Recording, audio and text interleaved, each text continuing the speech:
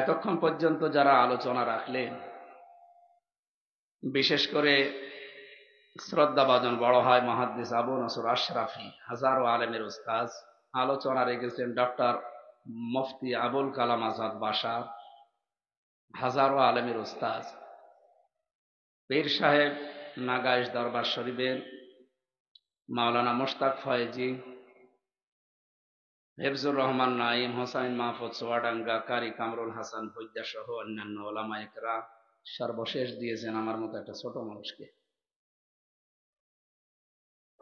মঞ্চে বসা অত্র এলাকার সর্বজন শ্রদ্ধাভাজন ব্যক্তিবর্গ, বিশেষ করে আমার দাদার বয়সী যারা, বাবার বয়সী যারা, মুরব্বী ইকরাম, সামনে বসা মুসলমান ভাইরা, পর্দার আড়ালের সম্মানিতা মা এবং বোনেরা, প্রশাসনের ভাইরা, কুমিল্লাতে আসলে যাদের কথা মনে পড়ে, বিশেষ করে আমার বড় ভাই জনাব আল আমিন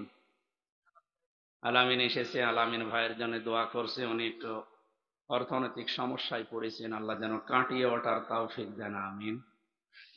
ওয়ালাল আখিরাতু খায়রুল লাকা মিনাল উলা, হে নবী আপনার প্রথমের চাইতে শেষ ভালো। জনাব আল আমিন সাহেবের যেহেতু ঈমান এবং আমলের ভিত্তি আছে, আল্লাহ রাব্বুল আলামিন দুনিয়ার চাইতে আখিরাত, পেছনের চাইতে সামনে, এগুলো যেন আল্লাহ আরো উন্নত করেন, আমিন। সামনে বসা মুসলমান ভাইরা সবাইকে নিয়ে আল্লাহর দরবারে শুকরিয়া জানাচ্ছি। আমাদেরকে আল্লাহ একটা উন্নত পরিবেশ অন্তত দিয়েছেন, এটা এখন ধরে রাখা দরকার। ষড়যন্ত্র যেভাবে চলছে, এটা মোকাবেলা করার জন্য ঐক্যবদ্ধ শক্তি এবং আল্লাহর রহমত ছাড়া সম্ভব না। কথা বুঝতেছেন? আল্লাহর রহমত তো মাস্ট বি, লাগবে। সর্বোপরি আমাদের ঐক্যবদ্ধ এই শক্তি ছাড়া বিশাল সাম্রাজ্যের অধিকারী, বিশেষ করে আমাদের এই প্রতিবেশী নামে কলঙ্ক, এরা তাম দুনিয়ায় এতদিন পর্যন্ত ছড়িয়েছে যে বাংলাদেশে সংখ্যালঘু নির্যাতন হয়। এটা ডাহা মিথ্যা কথা।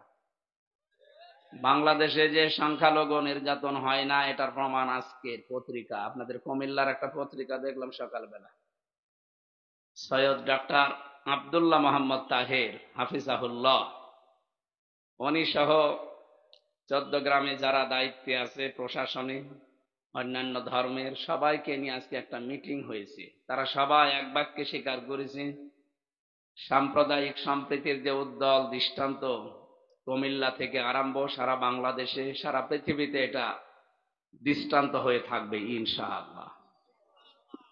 আমাদের দেশে সাম্প্রদায়িক কোনো দাঙ্গা নেই, আছে? এটা আপনারা মাঝে মাঝে তৈরি করেন আপনাদের ইন্ডিয়াতে। আপনারা আল্লাহর ঘর মসজিদ, আজকেও আল্লাহর ঘর মসজিদ ভাঙা হয়েছে ভারতে, ভেঙে বলছে এখানে 500 বছর আগে মন্দির ছিল। আমরা যদি এখন বলি ঢাকার স্বামীবাগ ইস্কন মন্দির 500 বছর আগে মসজিদ ছিল, কি করবেন আপনি? আপনার দেশে হিন্দু বেশি, কারণ মুসলমানদের উপরে সংখ্যালঘু নির্যাতন চালাচ্ছেন। আমাদের ধর্মে এটা নেই। যদি থাকতো তাহলে 850 বছরে এলাকা আমরা শাসন করেছিলাম, একটা হিন্দুর বাচ্চাও থাকার কথা ছিল না। জোর করে হলেও মুসলমান বানাতাম। কিন্তু আমাদের ধর্মে তো লা ইকরাহা ফিদ্দীন, বাড়াবাড়ি নেই, জোর জবরদস্তি নেই। এই জন্য যারা এগুলো করছেন, এই মিথ্যা কথা সারা দুনিয়ার মানুষ এখন এই বাটপারি সিটারি বুঝে ফেলেছে। আপনারা যাই করেন, আপনারা যে ভণ্ড প্রতারক, এটা সারা দুনিয়া এখন জানে। ওদের কয়েকটা সাংবাদিকের এই মিথ্যা তথ্য পরিবেশনের কারণে আরো বেশি ছড়াচ্ছে।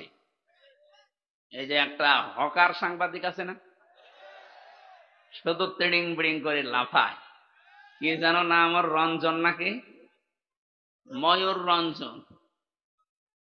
এই শয়তান কয়েকদিন আগে ঘোষণা দিয়েছে, না বাংলাদেশ আর থাকবে না। আরে বেটা, এ দেশ কি তোর বাবার দেশ? বলছে যে চট্টগ্রাম যদি নিয়ে নেওয়া যায় তাহলে আর ওই ঘুরে আমাদের ব্যবসা করা লাগবে না, সরাসরি আমাদের দেশে মাল পণ্যগুলো আসবে।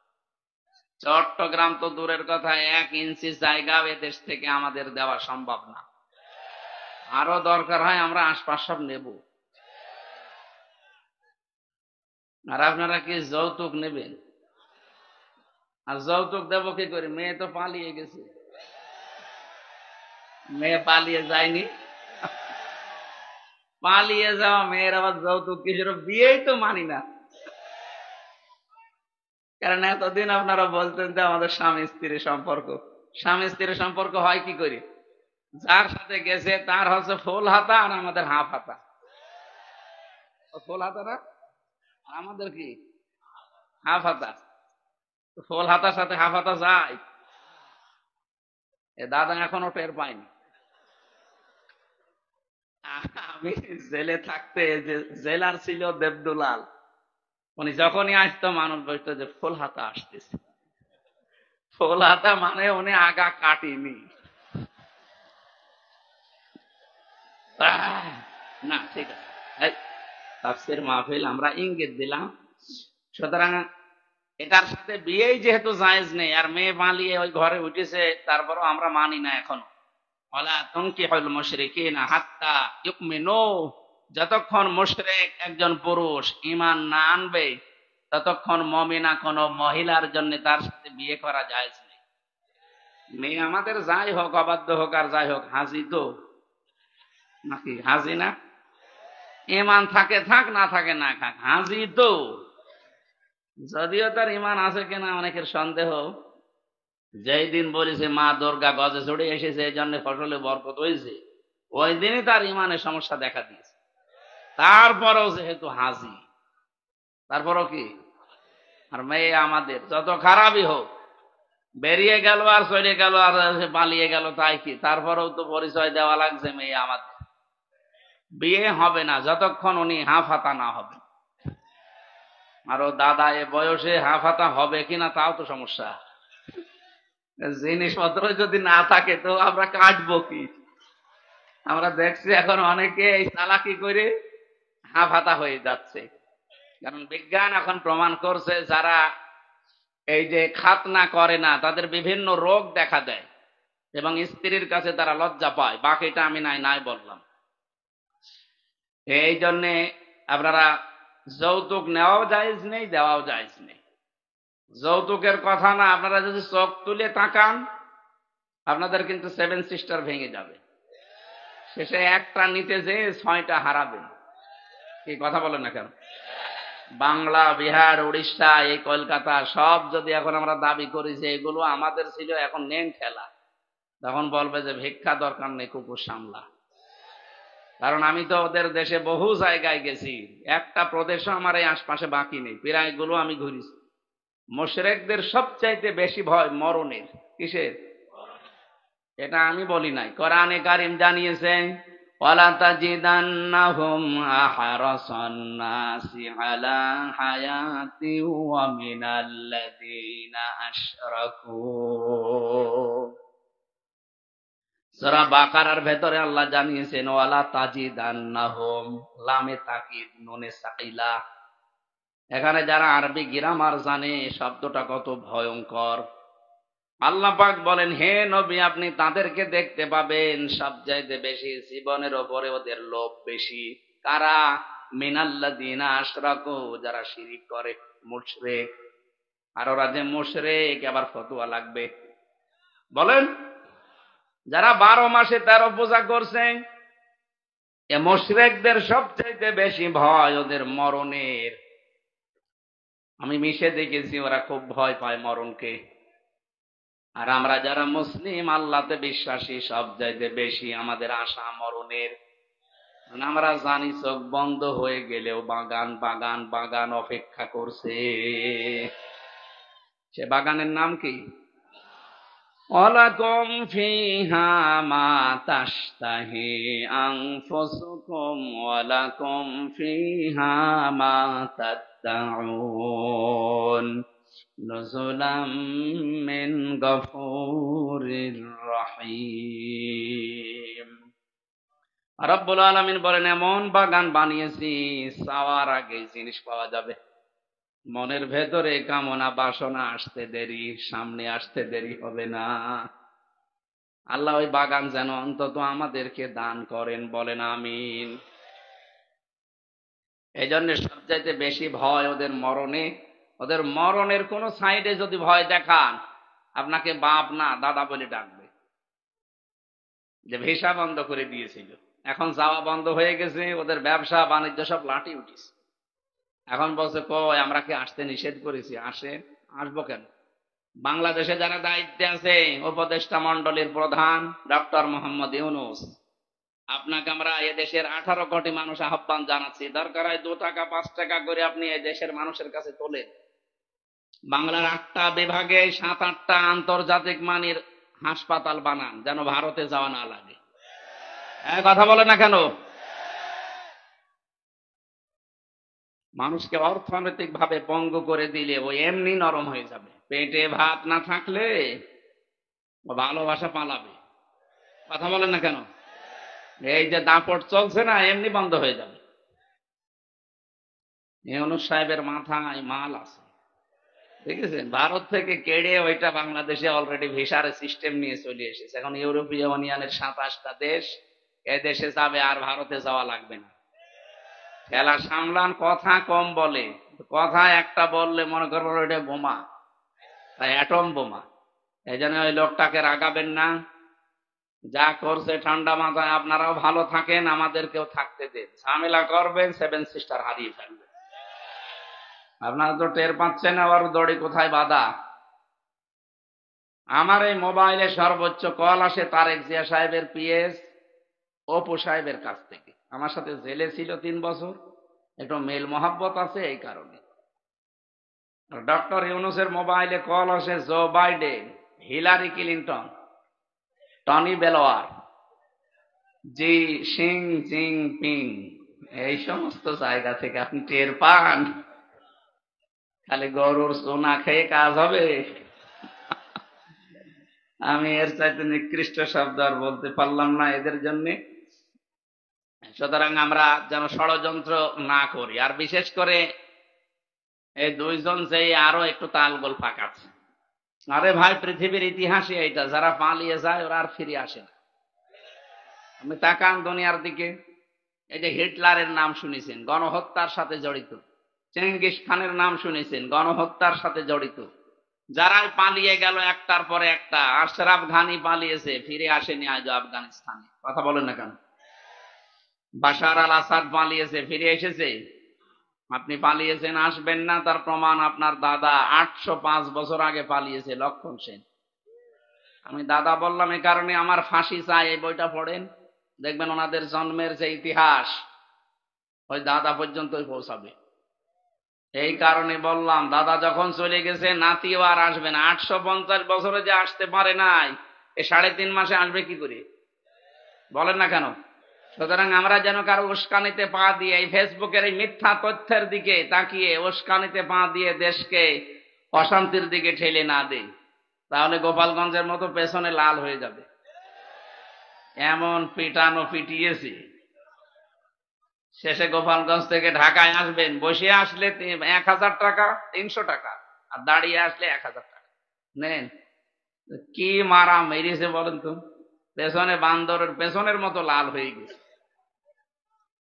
এই জন্য ভইলেও এরকম উল্টা পাল্টা কাজে আঞ্জাম দিয়েন না। আপনি নিজের পায়ে নিচে কোড়াল মারবেন। 350টা এমপি যেখানে একবারে পালিয়ে যায়, আজ পর্যন্ত বের হওয়ার সাহস পাচ্ছে না, সেখানে আপনি একটা সিঙ্গাড়া খেয়ে আন্দাজে লাফান। আরে কুমিল্লার মানুষের তো ভাগ্য আসলে খারাপ। শুধু মোশতাকের বাড়ি বলে আপনারা বিভাগটা পেলেন না। কি কথা বলেন না কেন? তো বাংলাদেশে কুমিল্লা একটা বিভাগ হয়ে যেত, ফরিদপুর একটা বিভাগ হয়ে যেত। শুধুমাত্র এই কো কু কু শব্দ আছে, কোর সাথে আমাদের কুষ্টিয়ারও মিল আছে। এই জন্য তো ভয় পাচ্ছিলাম যে না জানি কুমিল্লা যখন হইল না আমার আবার কুষ্টিয়া এও তো কো আছে, ওটাও ছাতা দেবে না। এই জন্য ওটাও দেয়নি, ওটাও এখনো হয়নি। যাক, ভাগ্য খারাপ নয়, কুমিল্লার ভাগ্য ভালো, কারণ এখানে বাংলাদেশের সবচাইতে বেশি আলেম এই জেলায় বাস করে। 64 জেলা নিয়েই সম্পর্কে কম বেশি পড়াশোনা করেছি। বিশ্ববিদ্যালয়ে যখন চান্স পেয়েছি ওই সময় সবচাইতে বেশি ইসলামী মাইন্ডের লোক, বিশেষ করে আলেম ওলামা, এই কুমিল্লা জেলায় বাস করে।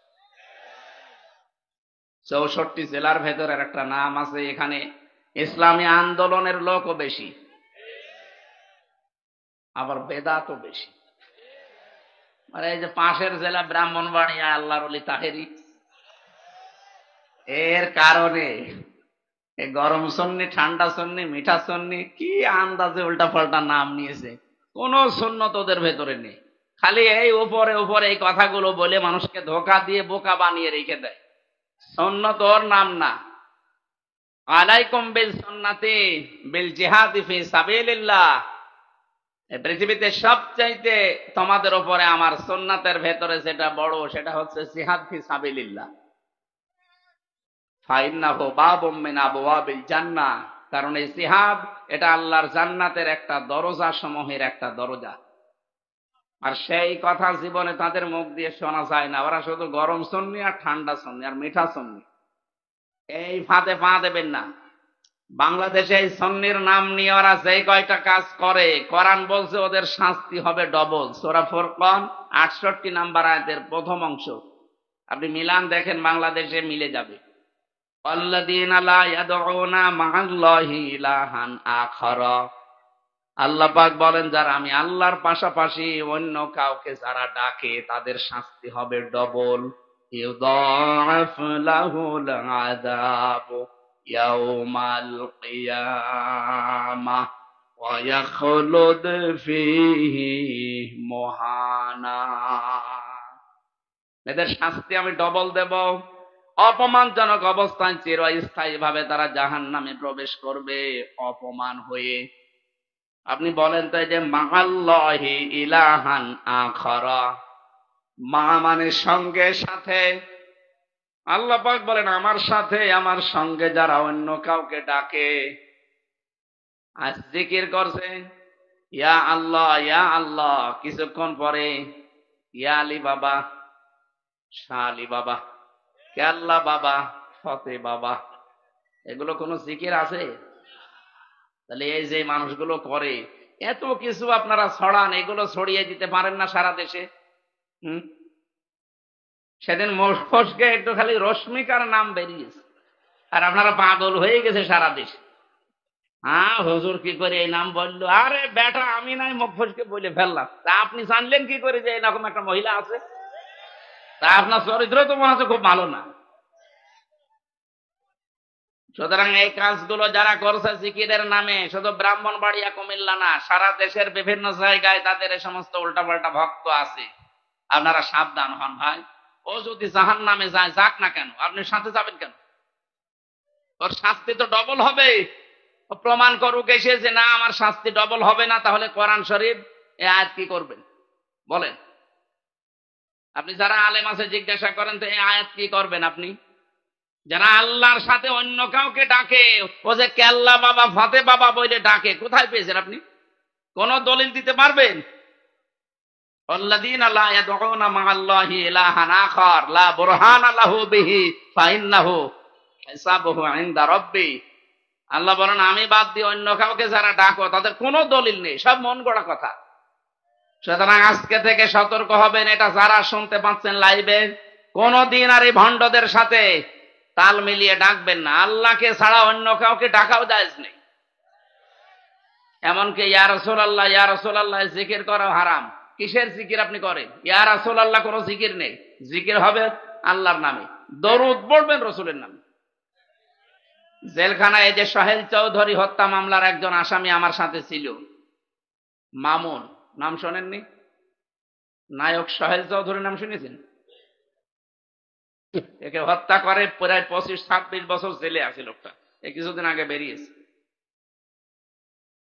উনি দেখতাম রাত 2টা-3টার সময় উঠে, আমরা তাহাজ্জুদে উঠতাম আর উনি উঠত, উনি জিকির করছে ইয়া রাসূলুল্লাহ ইয়া রাসূলুল্লাহ। কি গো এ কি জিকির? ওনারে একদিন আমি আর মাওলানা মামুনুল হক বললাম যে ভাই আপনি কি জিকির করেন? বলছে কেন রসুলের এশকে জিকির করি। ইয়া রাসূলুল্লাহ না, আপনি হয়তো জানেন না, আপনাকে কে বুঝিয়েছে এইভাবে জিকির করলেও হয়। আর রসুলের নামে কোনো জিকির নেই, জিকির হবে কার নামে? আপনি আল্লাহর নামগুলো বলেন, ইয়া রহমান ও ইয়া রহিম ও ইয়া খবির ও এই সমস্ত নাম বলেন, জিকির হবে। কিন্তু ইয়া রাসূলুল্লাহ, কেল্লা বাবা, ফতে বাবা কোনো জিকির নেই, এগুলো সব ওই সন্তানদের বানানো। লোকটা দেখলাম পরবর্তীতে ওই জিকির ছেড়ে উনি জিকির করত লা ইলাহা ইল্লাল্লাহ, লা ইলাহা। সুতরাং আপনারা সঠিকটা বললাম, এরপরও যদি কেউ ভুল করেন এ দায় আর আমাদের নেই। এখন আপনার দায়িত্বে। ওই শয়তান যদি জাহান্নামে যায়, আপনিও সাথে যান। যায় আমার ভাইরা, কোরআনে কারিম যারা শুনতে এসেছি আমরা এই ময়দানে, আল্লাহ রাব্বুল আলামিন কোরআনে কারিমের আমাদের প্রতি কিছু দায়িত্ব আছে। কোরআনের রব্বুল আলামিন বলেন, কোরআন যারা শুনতে এসেছে এগুলো আপনি তাদেরকে আগে শোনান। এই জন্য আপনাদের আগে শোনাচ্ছি। কোরআন যারা শুনতে আসবে এই মানুষগুলো যেন কোরআনের প্রতি এই দায়িত্বগুলো পালন করে। আগে 6টা। কয়টা? এই 6টা দায়িত্বের ভেতরে প্রথম নাম্বারে কোরআন, ঈমান আনা লাগবে কোরআনের প্রতি। রব্বুল আলামিন বলেন, কোরআনের প্রতি যারা ঈমান আনবে এই মানুষগুলো কোরআনের প্রথম দায়িত্ব যেটা সেটা পালন করেছে।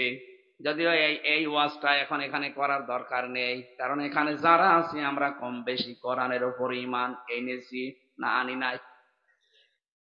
والذين آمنوا وعملوا الصالحات وآمنوا بما نزل على محمد وهو الحق من ربهم। কোরআনের প্রতি আমাদের 6টি দায়িত্বের প্রথম ঈমান আনতে হবে।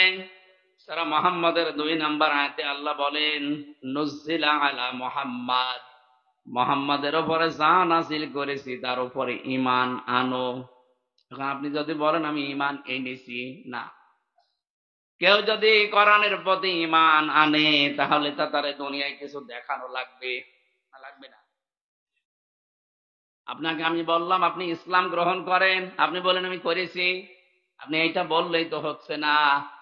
আপনার জীবনে 6টা জিনিস দেখাতে হবে যে হ্যাঁ আমি এই যে দেখেন আমি আমার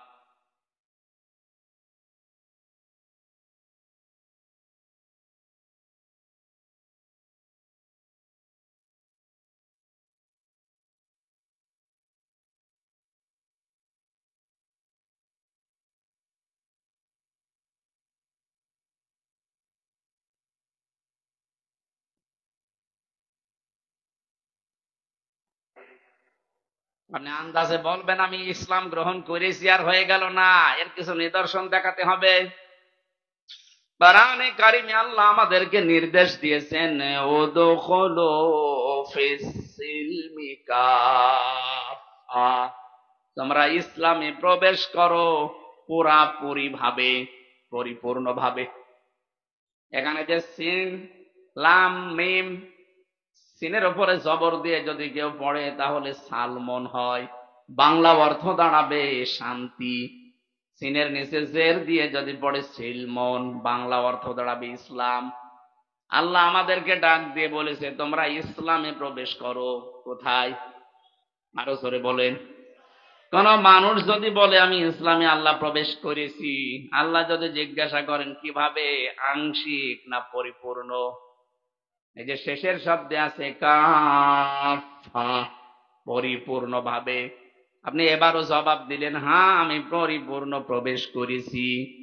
আপনার এই মুখের কথাকে যদি বাস্তবে রূপ দিতে হয় 6টা আনায় 5টা জিনিস দেখাতেই হবে। 1 নম্বর, আপনি আত্মসমর্পণ করবেন কার কাছে? আরো জোরে বলেন। কেমন ভাবে করবেন? আমাদের পিতা যেমন ভাবে করেছিলেন, হযরতে ইব্রাহিম আলাইহিস সালাম, জাতির পিতা হযরতে ইব্রাহিম নবী আলাইহিস সালাম, তিনি আত্মসমর্পণ করেছিলেন আল্লাহর কাছে। ইয ক্বালা লাহু রাব্বুহু আসলিম ক্বালা আসলামতু লিরাব্বিল আলামিন।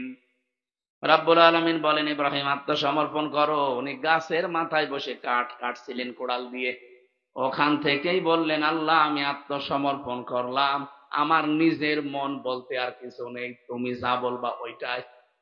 আপনি বলেন তো এখনো কি এরকম মন আপনি তৈরি করতে পেরেছেন? আল্লাহ যা বলে ওইটাই, আমার কোনো প্রশ্ন নেই।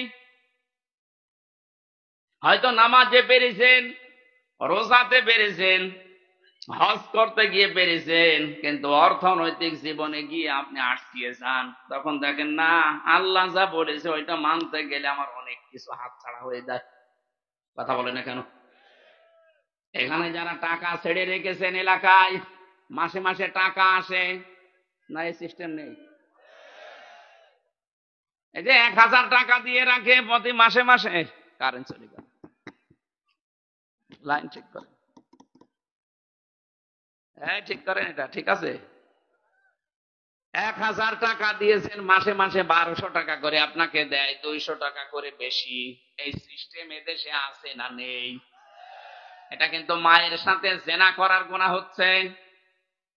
সুতরাং এই গুনাহ করে আপনার নামাজ, আপনার রোজা, আপনার হজ হবে বলে আপনার মনে হয়? তাহলে অবশ্যই এখন এই গুনাহটা বাদ দেওয়া দরকার। যারা যারা অন্তত না বুঝে এই কাজ করছেন, না খেয়ে মরে যান, কিন্তু এই মায়ের সাথে জেনা করার গুনাহ করা যাবে না। আজকে থেকে আপনি বাদ দিয়ে দেবেন। কারা কারা এই গুনাহটা হাত তোলেন তো? এই 2 জন শুধু না, তাহলে আমার এই মাসলা বলার দরকার নেই, ও 2 জন এমনি বাদ দিয়ে দেবে। বাকি কেউ যদি না করে থাকে আলহামদুলিল্লাহ। এই যে যারা এটা এটা যেহেতু গ্রাম অঞ্চল, যারা জমি জায়গা, আমি 1 বিঘা জমি এই মুরব্বীকে দিলাম, উনি 1 লাখ টাকা আমারে দিল, যতদিন জমি জায়গা চাষ করে খাবো টাকা দেওয়া লাগবে না, যখন জমি ফেরত চাইবে টাকা দিয়ে ফেরত নেবে। এই সিস্টেম আছে? এটার কি বলে? গিরপি। এই গিরপি জায়েজ নেই, এটা মায়ের সাথে জেনা করার গুনাহ হচ্ছে। হ্যাঁ, এখান থেকে বাঁচার 2টা পদ্ধতি আছে, যদি মেনে নিতে পারেন। যেহেতু আপনি আত্মসমর্পণকারী, আল্লাহ যা বলবে তাই, আমার লস হলেও, কথা বলেন না কেন? না, এটা তো আওয়াজ বেশি পেলাম না, মানে এটা বলে লাভ নেই। 1 নম্বরে, যতদিন আপনি এই জমি চাষ করে খাবেন, ততদিন আপনি সরকারের যে খাজনা আছে, কি বলে ওইটারে, ট্যাক্স আছে, ওইটা আপনাকে দেওয়া লাগবে। আর যখন উনি টাকা ফেরত নেবে, তখন 1 লাখে কমপক্ষে 10-12 হাজার টাকা কম নেওয়া লাগবে। আমি জানি এটা আপনারা মানেন না, কারণ মানতে গেলে লস হয়ে যায়। যদি এই সিস্টেমে চাষ করে খান, আপনাকে কিন্তু পদ্ধতি পাল্টাতে হবে, নয়তো আপনার সারা জীবন মায়ের সাথে জেনার গোনা আমল নামায় উঠছে। বলেন নাউজুবিল্লাহ। আরো 2টা পদ্ধতি আছে, বলি, দেখেন আপনি মানেন কিনা।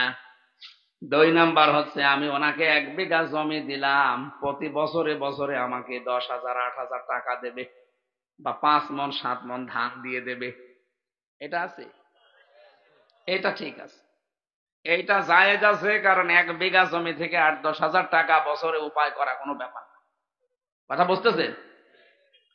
3 নাম্বারে, ওনাকে আমি জমি দিলাম, কিছু টাকা আমারে দিল, ওই টাকা আর ফেরত দেওয়া লাগবে না, খেয়ে দিয়ে শোধ, খাই খালাসি বলে, কি বলে এদিকে? এদিকে সিস্টেম নেই। হ্যাঁ, যা বললে আপনারা বোঝেন, আমি মাসলা বললাম, এটা বলেন যা ভালো লাগে করে, খেয়ে দেয়ে শোধ, এই সিস্টেমটাই ভালো। কিন্তু এইটা মানুষের বলে যে লস হয়ে যায়, করে না। আরে ভাই, আপনি লাভ লস দিয়ে কি করবেন? হ্যাঁ, এই জমির মালিকও আপনি না, টাকার মালিকও আপনি না, আপনি লাভ লস হিসাব করছেন কোন কারণে? যে সিস্টেম আছে কোরআন হাদিসে, ওইটা মানবেন, কারণ আপনি তো ইসলামে প্রবেশ করেছেন। আর ইসলামে প্রবেশ করার প্রথম নমুনা কি? আত্মসমর্পণ করা লাগবে। কি করা লাগবে? নিজের বলে আর কিছু নাই, আল্লাহ যা বলেছে বাস, সাইলেন্ডার হয়ে গেলাম। 1 লোক গরু নিয়ে গেছে বাজারে, আসার সময় রাত হয়ে গেছে, গরু আর বিক্রি করেনি, ডাকাত ধরেছে। জিজ্ঞাসা করছে, চাচা গরু কত বিক্রি করেছেন? বলে বিক্রি হয়নি, দাম বেশি হয়নি, এজন্য গরু বিক্রি না করে বাড়ি নিয়ে যাচ্ছে। তোর কানের নিচে 2টা চড় দেব, দাম বেশি হইলো কম হইলো তোর অসুবিধা কি? টাকা তো আমরা নেব। তোর কাজ তুই গরু বিক্রি করে টাকা নিয়ে রাস্তা দিয়ে আসবি, টাকা আমরা নিয়ে নেব, লস হয় আমাদের হবে, তোর কি? আপনি লাভ লসের হিসাব করেন, বিধান দিচ্ছে কে? বলেন। আপনি তো ইসলামে প্রবেশ করার কথা বললেন, যে আমি প্রবেশ করেছি, আপনি তো আত্মসমর্পণ করে দেখাবেন যে এই যে দেখেন আমি প্রবেশ করেছি। আপনি আমার লাভ লসের হিসাব করছেন।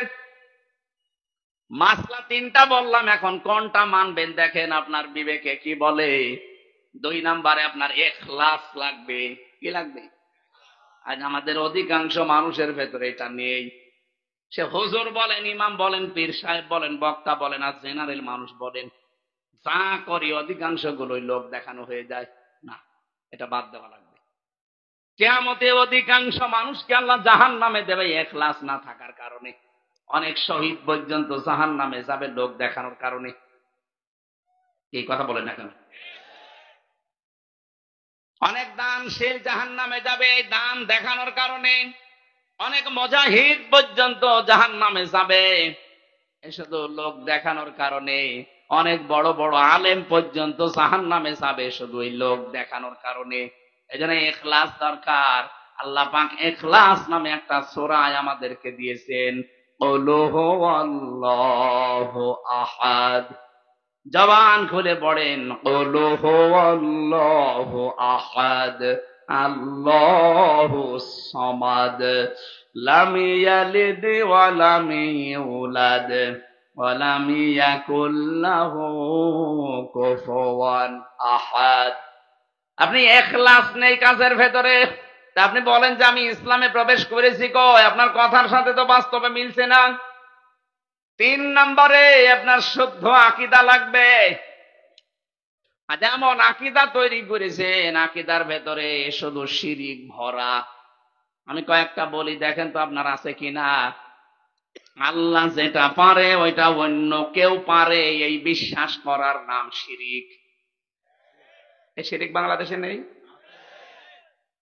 এই যে ক্ষমতার উৎসকে যারা বলে ক্ষমতার উৎস জনগণ, এরা কিন্তু শিরিক করছে। আর শিরিক করলে সে মুশরিক, মুশরিক হলে সে যাবে জাহান্নামে। আর ফতোয়া লাগবে? ইন্নাহু মাইয়ুশরিক বিল্লাহি ফাকাদ হারামাল্লাহু আলাইহিল জান্নাহ। আল্লাহ পাক বলেন, এই পৃথিবীতে কেউ যদি শিরিক করে তার জন্য আমার বানানো জান্নাত আমি হারাম করে দেই। অথচ এই শিরিকটা বাংলাদেশে অনেকের ভেতরে আছে, বুঝে করুক আর না বুঝে করুক। ওরা বলে যে ক্ষমতার উৎস জনগণ। নাকি কুমিল্লায় নেই? আপনি মুসলমানের জন্য আমাকে বাঁচাতে চাই আপনাকে। যদি এরকম বিশ্বাসে থাকেন এখনই পাল্টান। ক্ষমতার উৎস জনগণ এটা বললে কোরআনের 903টা আয়াতের সাথে সাংঘর্ষিক হয়ে যায়। কত? 903টা, ডাইরেক্ট ইনডাইরেক্ট মিলে। আপনি ক্ষমতার উৎস জনগণ বলতে পারেন না, একেবারে গোড়া থেকে শুরু করেন। ইন্নাল্লাহা আলা কুল্লি শাইইন কাদির। সব কিছুর উপরে ক্ষমতা কার? আন্নাল কুওয়াতা লিল্লাহি জামিআ। সব কিছুর উপরে ক্ষমতা কার? বলিল্লাহুম্মা মালিকাল মুলকি তুতিল মুলকা মান তাশা। ক্ষমতার মালিক কে? সুতরাং বিশ্বাসে কারা আছেন আমি জানি না, এক্ষুনি পাল্টান। বাংলাদেশ জামাত ইসলামীর শুধু এই শব্দটা তাদের সংবিধানে ছিল না, তাদের গঠনতন্ত্রে ছিল যে ক্ষমতার উৎস আল্লাহ। এই কারণে তাদের নিবন্ধন পর্যন্ত জালেমরা বাতিল করে দিয়েছিল।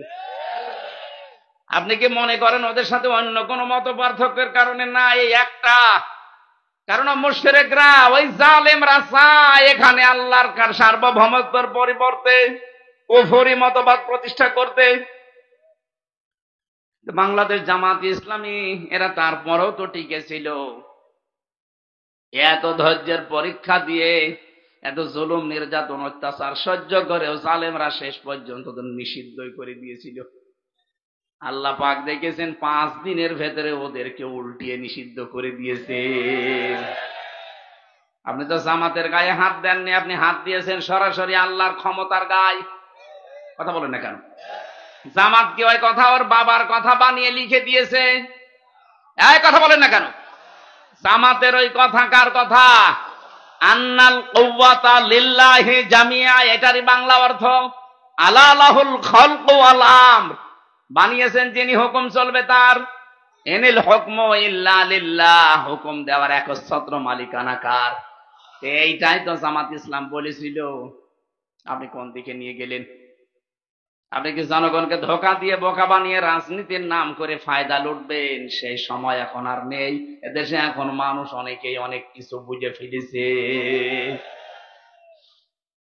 কুমিল্লাবাসী, শুধু ইসলামের কারণে বাংলাদেশের জেলাকে আমি একটু বেশি ভালোবাসি, কারণ আমি জানি এই জেলায় আলেম ওলামা ইসলামপন্থী মানুষ বেশি বাস করে। কিন্তু সাবধান, যাদের ভেতরে শিরিক আছে আপনারাও পাল্টান।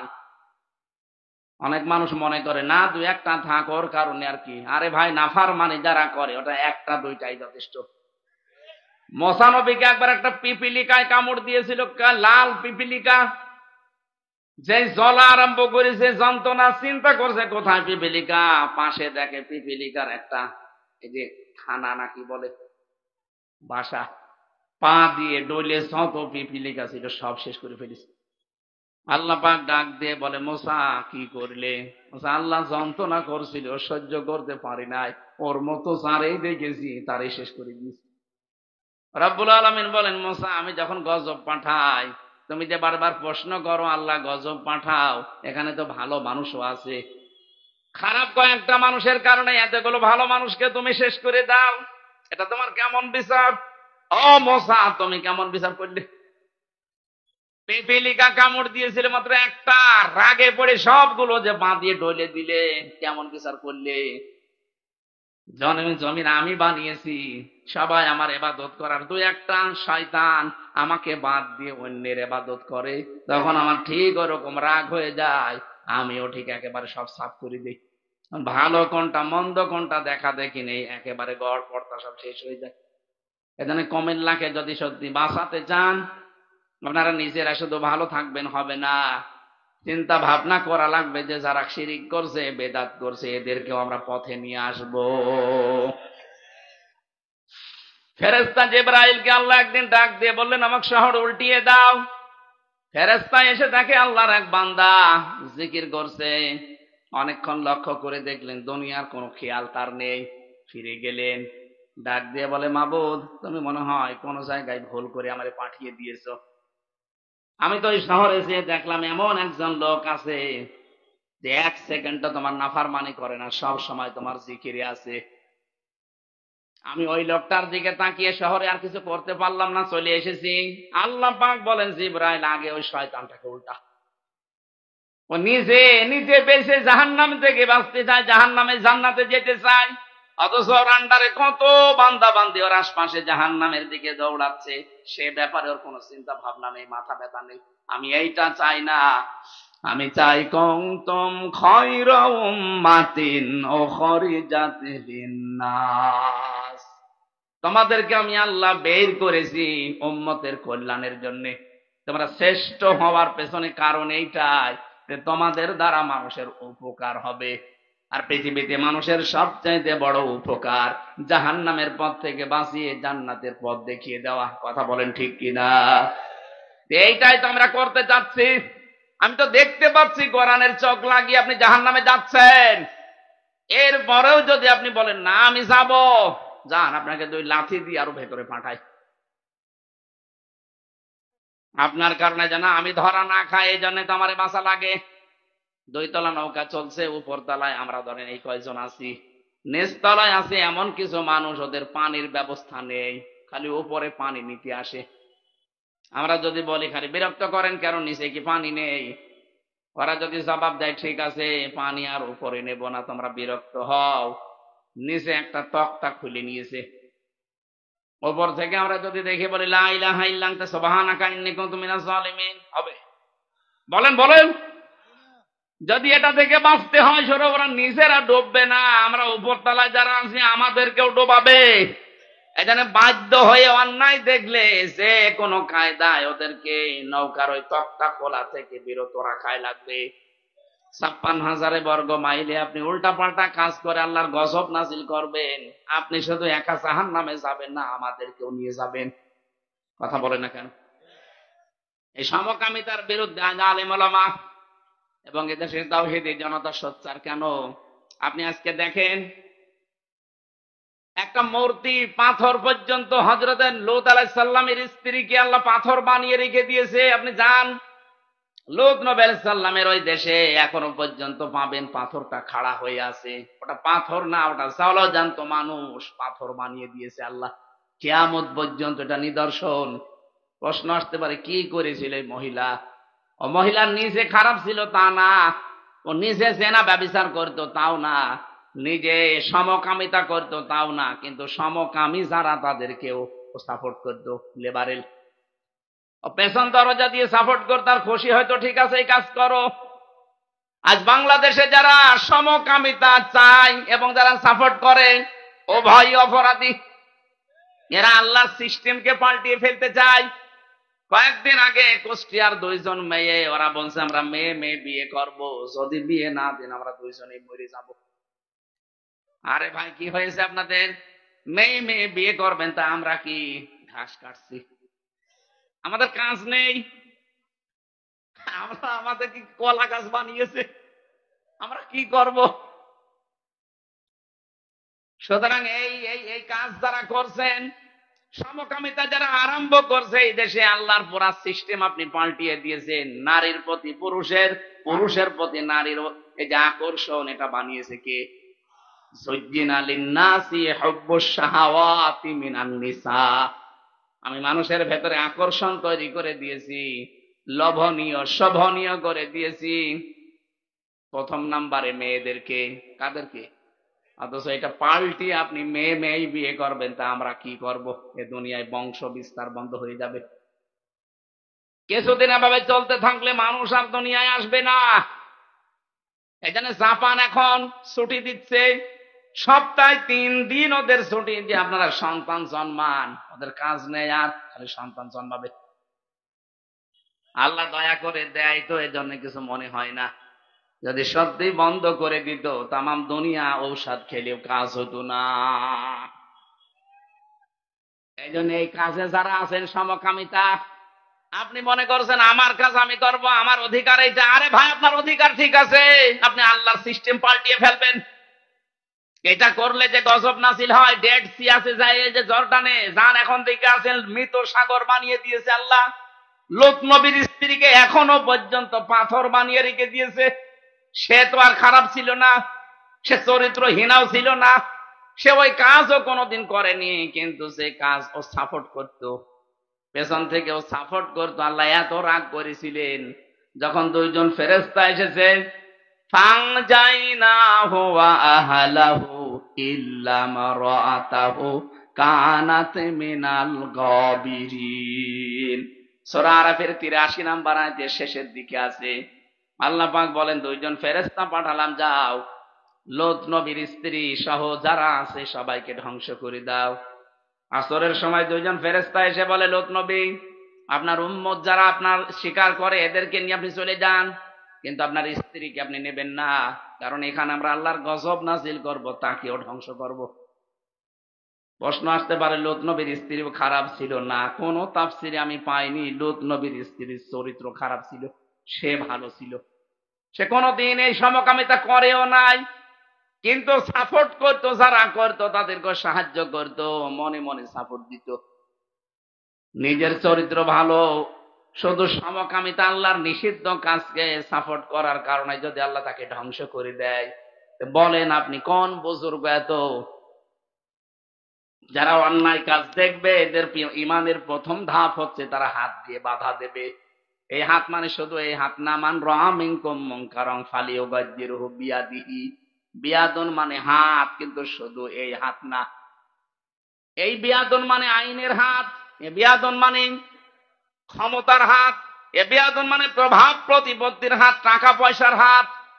যে কোনো ভাবে আপনাকে অন্যায়টা বন্ধ করাই লাগবে, যদি আপনার ক্ষমতা থাকে। যদি না পারেন তাহলে মুখ দিয়ে প্রতিবাদ করবেন, বলবেন, মিছিল মিটিং করবেন, মানববন্ধন করবেন। এরপরেও যদি আপনি না পারেন, মনে মনে সিদ্ধান্ত নেওয়া লাগবে, আল্লাহ এটা কি করে বন্ধ করা যায়। এই সিদ্ধান্ত নিয়ে আপনি এগিয়ে যেতে থাকবেন। এটাও যদি আপনার ভেতরে না আসে, আপনি আরো অন্যায় কাজ দেখলে খুশি হন, বুঝতে হবে আপনার ঈমান নেই, আপনি বেঈমান।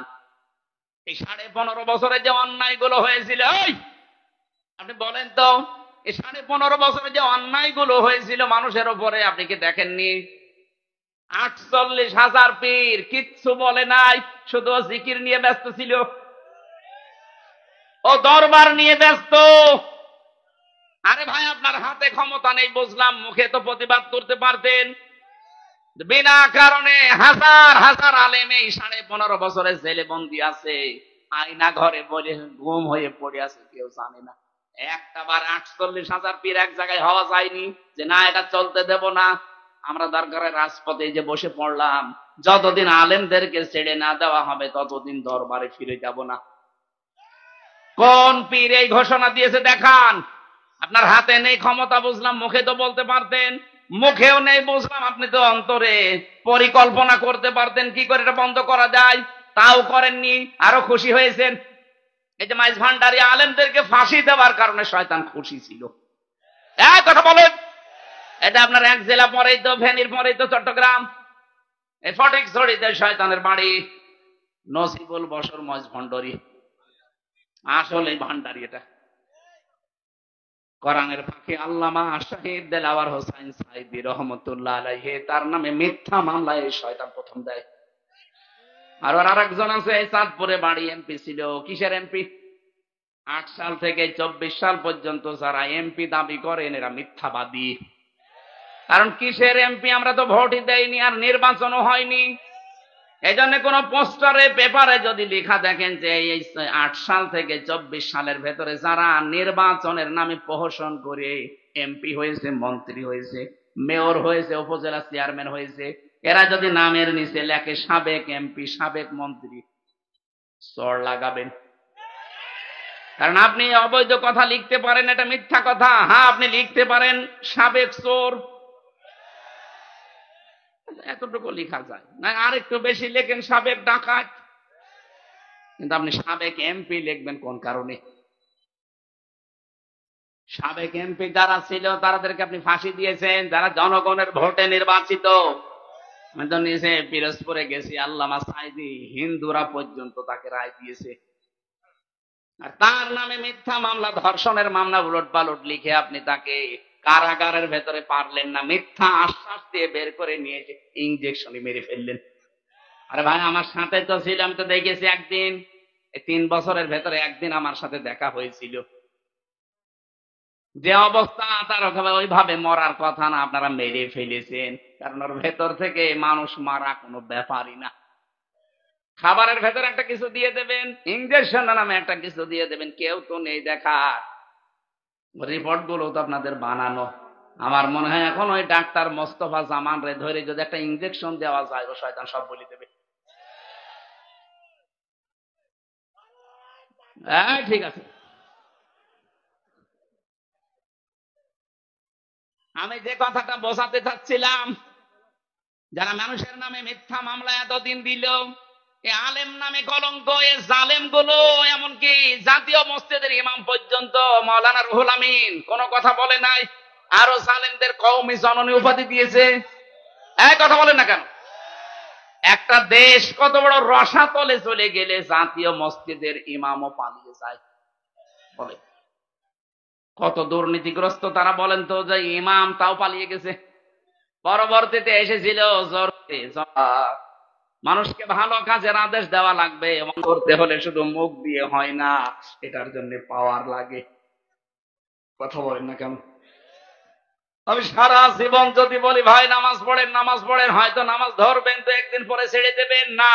এটা যদি আইন পাশ করে কায়েম করে দিতাম যে নামাজ না পড়লে 10 বছর জেল, এ বাংলাদেশে ওযু না করেও নামাজ পড়বে।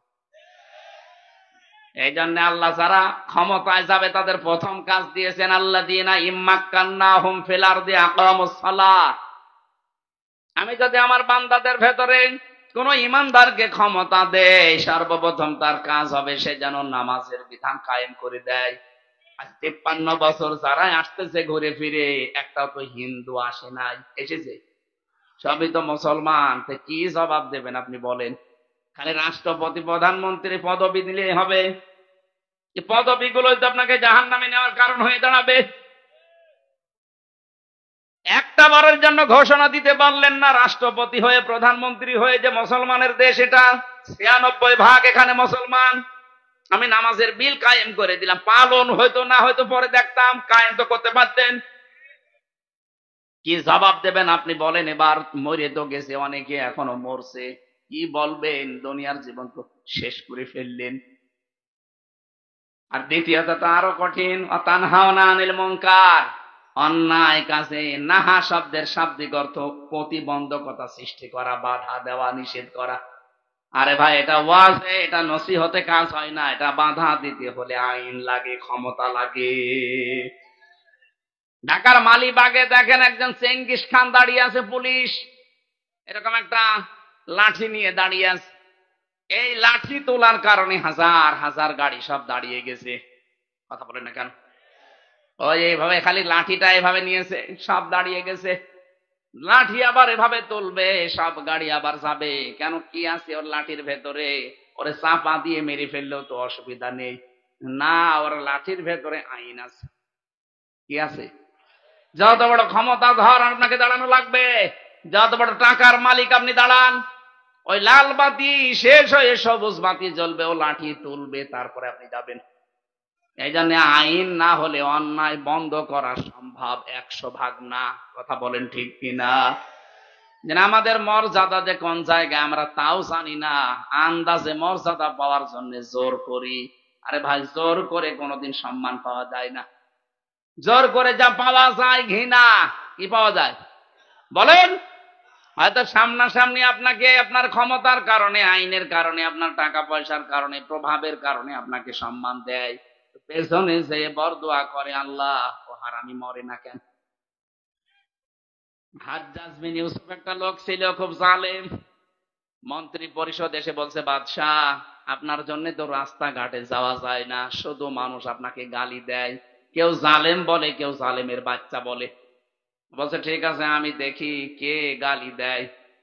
বাইরে এসেছে, ছদ্মবেশ নিয়ে বাইরে এসে এক গ্রাম্য লোকের সাথে দেখা, ডাক দেয়, বলে ওই এদিকে আয়, তুই হাজ্জাজ বিন ইউসুফ লোকটাকে চিনিস? বলছে হ্যাঁ চিনি। কিরকম? ও জালেম। হ্যাঁ জালেম? যেই বলেছে জালেম, ওর মাজাজ গেছে আরো খারাপ হয়ে। ডাক দিয়ে বলছে, বেটা তুই হাজ্জাজ বিন ইউসুফ চিনিস? বলছে না, আমি সেই লোক। চিন্তা করছে, আল্লাহ আমি কার সামনে কি বললাম, আমার তো মাথা থাকবে না। ডাক দিয়ে বলছে, বাদশাহ নামদার আপনি কি আমারে চেনেন? না, আমি এই গ্রামের ওই লোক যার মাসে 2 দিন মাথা খারাপ হয়, আজকে তার পয়লা দিন। তুই পাগল! পাগল বলে ওই দিন বেঁচে গিয়েছে, তাছাড়া বাঁচার কথা ছিল। বলেন, আমরা এই 15.5 বছরে পাগল বলে বেঁচে আছি। হচ্ছে না।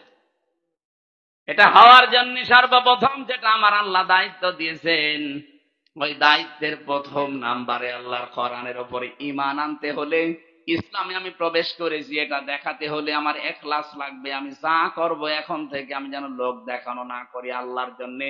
আমি যা করব আমার আকীদা যেন শুদ্ধ হয়, আল্লাহ বাদে আমি কাউকে ক্ষমতার উৎস মানি।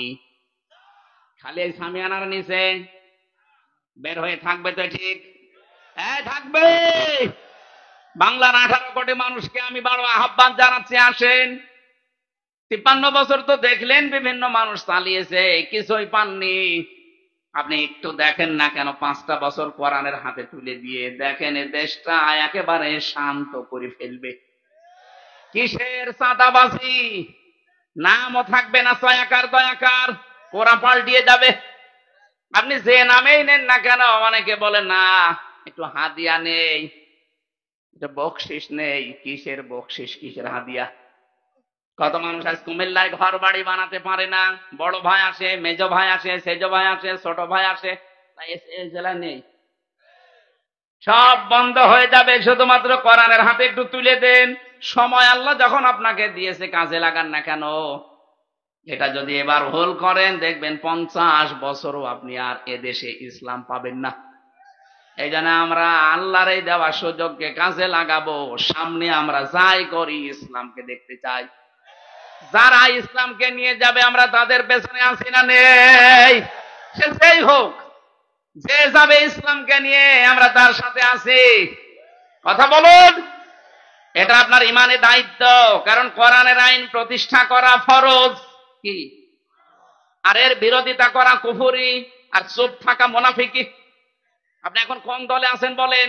আপনি কি ফরজ কাম করেন? বলেন না। তাহলে আপনি চুপ থাকেন মুনাফিক। আপনি যদি বিরোধিতা করেন কুফরি করেন।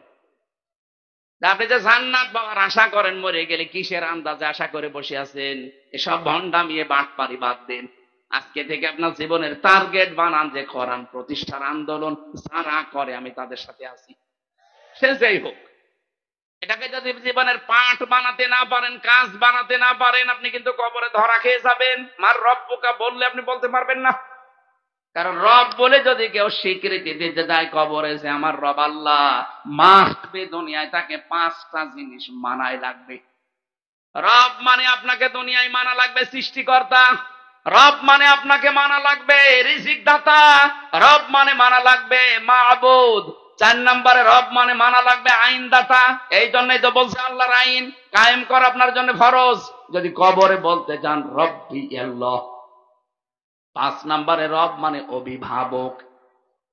একটাও আমরা মানি না। আন্দাজে কবরে যাওয়ার পরে যে বলবেন আমার রব আল্লাহ, বলবেন কি করে? আল্লাহর কসম আমি যা দেখতে পাচ্ছি আমরা অধিকাংশ মানুষ ধরা খায়। আমরা যেন ধরা না খাই দুনিয়ার এই ছোট্ট জীবনে। কার জন্য কি করে যাচ্ছেন একটু নিজের জীবনের দিকে তাকিয়ে ভাবেন। আল্লাহর কসম আপনি ধরা খেলে কেউ আসবে না। ফাইদা নফিখা ফিস সূরি ফালা আনসাবা বাইনাহুম। আল্লাহ পাক বলেন ফুৎকার দেওয়ার সঙ্গে সঙ্গে তোর যত রকমের সম্পর্ক ছিল সব কাট হয়ে যাবে। আপনি শুধু চোখ বন্ধ করে দেখেন, যত রকমের সম্পর্ক দুনিয়ায়, বউ বলেন, মা বাবা বলেন, ছেলে মেয়ে বলেন, ফুফু বলেন, জামাই বলেন, সব সম্পর্ক শেষ। এ কথা কি বানালাম আমি? বলেন। আপনি যদি এখন মারা যান, এই যে মুরব্বী এখন থেকে 100 বছর পরে যদি এখানে আসে, এই কুমিল্লার ঘটনা 100 বছর পরে আসবে, ওই সময় আর এখানে আর কাউকে পাবে? বলেন না কেন? ওই সময় যারা এখানে বাস করবে ওরা ওনাকে চিনবে? বলেন। উনি যদি ওই সময় এসে বলে যে কোটনার এই 2 তলা বাড়ি আমার, এই জায়গা জমি এই ভিটা আমি কিনেছিলাম, ওই সময় যারা এখানে বাস করবে না দাঁত মুখ খুলে ফেলবে না, বলবে ভণ্ডামি করেন। আরে ভাই আমি নিজেই তো আমার 3 পুরুষের পরে আর চিনি না। আমার বাবা রিয়াজউদ্দিন, তার বাবা জাহান আলী, তার বাবা নমাজ আলী, এরপরে আর চিনি না। সত্যি কথা বলছি, এরপরে আর চিনি না। এখন যদি এই নমাজ আলীর বাবা কে ছিল আমি তো জানি না, উনি যদি এখন এসে কুষ্টিয়ায় বলে যে এই 2 তলা বাড়ি আমার, এই ভিটা আমি কিনেছিলাম, ওর দাঁত মুখ কি থাকবে? যাই 2-একটা ছিল পিটিয়ে বাড়ি থেকে বের করে দেবো। ভণ্ডামি করেন আপনি। কিসের নমাজ আলীর বাবা? আমি তো নমাজ আলীকে চিনি না, অথচ মাত্র 3 পুরুষ। এইটাই দুনিয়া, এইটাই কি? এই জন্য আপনার নিজের কাজ নিজে করে যান। জীবনের 1 নাম্বার টার্গেট বানার আল্লাহর আইন আমি এ জমিনে দেখতে চাই, এটা ফরজ। এটা কি? আমি আবার বলছি, আল্লাহর আইন জমিনে প্রতিষ্ঠা করার কাজ করা ফরজ, বিরোধিতা করা কুফরি। আর চুপ যদি থাকেন আপনি মুনাফিক। আল্লাহ তুমি আমাদের হেফাজত করো, বলেন আমিন। 4 নাম্বারে আপনার চরিত্র হওয়া লাগবে উন্নত। চরিত্রের যা অবস্থা, উন্নত চরিত্র তো ওইটা যে চরিত্রের কারণে মানুষ মারা যাওয়ার পরে হাই হতাশ করে, মারা যাওয়ার পরে আফসোস করে। আর এমন চরিত্র আমি বানিয়েছি, আমি শুধু চোখ বন্ধ হতে দেরি মানুষ আরো মিষ্টি খায়। কথা বলেন না কেন? আমার লেনদেনও ভালো নেই, লেনদেনও ঠিক নেই। এই জন্য আহ্বান জানাচ্ছে আমি নিজে সহ যারা এসেছেন, এই 5টা জিনিস যখন আপনি দেখবেন যে আমি মানতে পারি, আবার বলছি আত্মসমর্পণ করেন কিনা, 2 নাম্বার আপনার ইখলাস আছে কিনা, 3 নাম্বার আপনার আকীদা ঠিক আছে কিনা, বিশ্বাস, 4 নাম্বার আপনার উন্নত চরিত্রের অধিকারী কিনা, 5 নাম্বারে লেনদেন আপনার স্বচ্ছ কিনা। এই 5টা জিনিস যখন দেখবেন তখন মনে করবেন যে আমি ইসলামে প্রবেশ করেছি। রব্বুল আলামিন বলেন আমার কোরআনে কারীম যে 6টা দাবি তোমাদের উপরে করে, তার 1 নাম্বারের দাবি এই যে তার উপরে ওয়াল্লাযীনা আমানু ওয়া আমিলুস সালিহাতি ওয়া আমিনু বিমা নুজিলা আলা মুহাম্মাদ। মোহাম্মদের উপরে যে কোরআন নাজিল হয়েছে তার উপরে আপনাকে ঈমান আনা লাগবে। 2 নাম্বার এটা পড়তে হবে, 3 নাম্বার এটা শুনতে হবে, 4 নাম্বার এটা বুঝতে হবে, 5 নাম্বার এটা মানতে হবে, 6 নাম্বার এটা বাস্তবায়ন করতে হবে। কোরআনে কারীম যারা বাস্তবায়নের চেষ্টা করে না তারা শূকর, কুকুর এবং জানোয়ারের চাইতেও খারাপ। বলেন নাউজুবিল্লাহ। এটা সূরা মায়েদার 60 নাম্বার আয়াতে আছে। আল্লাহ আমাদেরকে হক আদায় করে এই কথাগুলো বাস্তবে মেনে চলার তৌফিক দেন। বলেন আমিন। সূরা ফুরকানের 70 নাম্বার আয়াত আমরা পড়েছিলাম। আমাদের আজকের আলোচনার বিষয় ছিল জালেমদের পরিণতি। জালেম বাদশা যারা তাদের যুগে যুগে কি পরিণতি আল্লাহ ঘটিয়েছেন এবং এখান থেকে আমাদের শিক্ষা কি। আপনারা কি সারাদিন আসলে বসে আছেন? তো এই জন্য অনেকের বিরক্ত লাগছে এবং আর ধৈর্য সহ্য আর কতক্ষণ থাকে? রাত তো ভাই বেজে যাচ্ছে প্রায় 11টা। আল্লাহ রাব্বুল আলামিন বলেন, বাড়ি থেকে যারা এই নিয়ত নিয়ে আজকের এই অনুষ্ঠানে এসেছিল তাদেরকে আপনি শোনান, ইল্লা মান তাবা ওয়া আমানা ওয়া আমিলা আমালান সালিহা। যারা এই নিয়ত করে বাড়ি থেকে এসেছিল যে আল্লাহ আজকে কিন্তু আমি তাওবা করে ভালো হয়ে যাব, আমি ঈমান আনার পরে যা আমার বিশ্বাসে আছি এতটুকুর উপরে আমি ভালো ভালো কাজে আঞ্জাম দেব, ফাউলাইকা ইউবাদদিলুল্লাহু সাইয়্যাতিহিম হাসানাত। রব্বুল আলামিন তাদের জন্য একটা সুসংবাদ দিয়েছেন, ওর পেছনে একটা গোনা আর বাকি থাকবে না, সব আমি বদল করে পাল্টিয়ে ভালো ভালো কাজ আঞ্জাম দেওয়ার মাধ্যমে সওয়াবে নেকি দিয়ে পাল্টিয়ে দেব। জোরে বলেন সুবহানাল্লাহ। এজন্য আমরা যারা এসেছি আজকে এই নিয়তে অবশ্যই এসেছি যে আল্লাহ আর যাই করেছি পেছনে আজকে আমি তাওবা করে ভালো হয়ে যাব। সত্যি এই নিয়ত নিয়ে যদি আমরা এসে থাকি আল্লাহ আমাদের জীবনের পেছনে অপরাধ পরিবর্তন করে নেকি বানাবে। কিন্তু যারা জুলুম করেছে, যারা জালেম, ফাতিলকা বুয়ুতুহুম খাবিয়াতাম বিমা যালামু। রব্বুল আলামিন এটা সূরা নমলের 52 নম্বর আয়াতে জানিয়েছেন, নবী এই সে জালেমদের ঘর বাড়িগুলো জুলুম করার কারণে এগুলো আমি জনশূন্য করে দিয়েছি।